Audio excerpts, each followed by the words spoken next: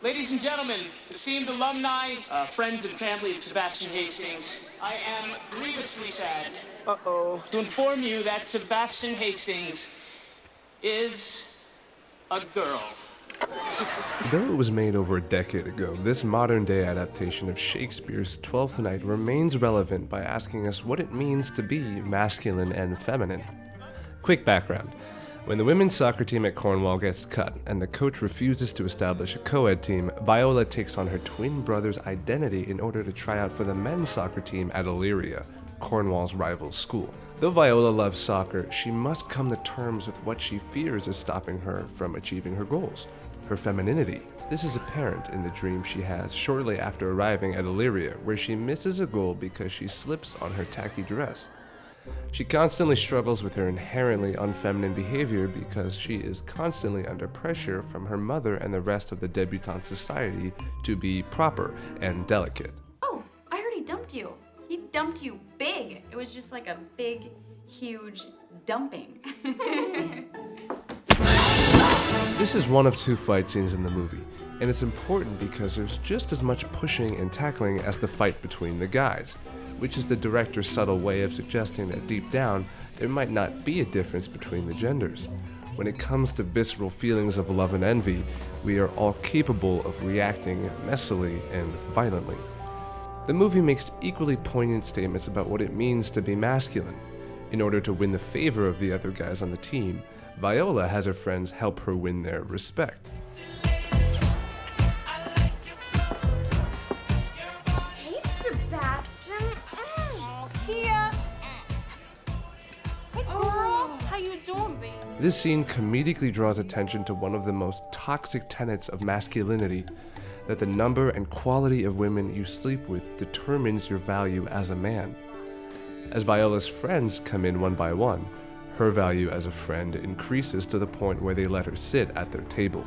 Through the Duke, Olivia, and Viola love triangle, the movie reveals another facet of masculinity: our fear of being emotionally vulnerable. Throughout the film, the guys are shown as hypermasculine jocks who run away from any shred of vulnerability. Realize it's all been a big lie. Every touch, every kiss. Only Viola is able to charm the much sought-after Olivia. The most attractive thing she does is make herself vulnerable, and she does this by being herself. I gotta be completely honest. The whole dissecting thing kind of freaks me out. So, think you may have to take the reins on this one. Wow. Most guys would never admit that.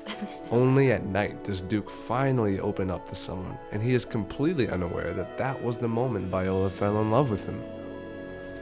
Oh, it's just, I don't know. I just think that in a relationship should be more than just the physical stuff. Like, Viola and Duke both show that men can be vulnerable and women don't always have to be graceful.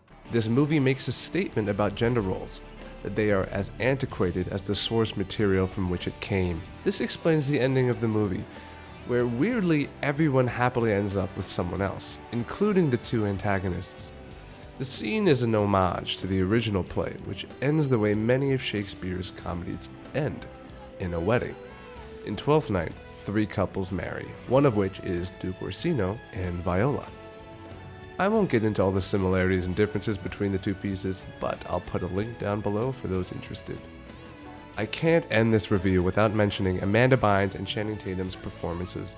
They both portrayed such lovable, grounded, and real characters while still fully committing to the movie's slapstick comedy.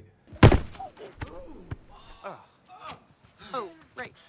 Ow! All things considered, I rate this movie an 8 out of 10. Teaching us valuable lessons about gender roles and vulnerability, She's the Man is an entertaining yet educational story. And though the script and humor could be predictable at times, the charming and hilarious cast was able to bring it to life. The question I want to leave you with today is, how do you define masculinity and femininity? And remember, there are always things to learn, even from a bad movie.